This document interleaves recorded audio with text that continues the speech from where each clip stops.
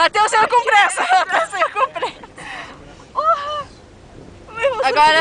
Oh, meu irmão sabe dirigir melhor que eu. Ô, Ana Luísa, tá louco, né? Tá perdendo teu irmão já. Não posso. Cara, por que tem segredo nisso aqui, cara? Meu Deus do céu. Ah, mas pra essa aí é muito ruim, tá louco? Oh! Matheus, ainda achar esse pescoço aqui. Vira.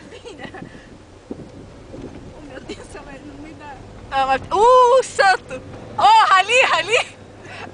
Matheus, acha na cara. Fiz na embreagem e já da segunda.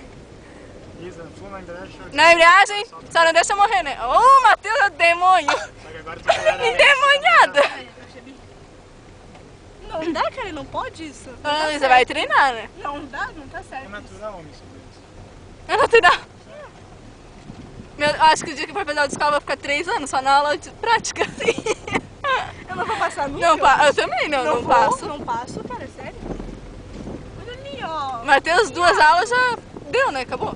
Não precisa mais ir. Olha ali, ó. Como é que tu faz isso? Como é que... Tu tá apertando o acelerador? Não, no freio, ele tá apertando. Porque o meu acelerou e não... Ó, então você é melhor que eu, que nojo. Agora estaciona. Mostra pra ela que estaciona. Não vai puxar o freio de mão, né? Você dá Ó, que viado, cara. Mas põe o pé na embreagem, né? Ah, que lindo. Ai, deixa Foi eu melhor pegar que de todo novo, mundo. só a última vez. Acabou, deu pro Matheus também.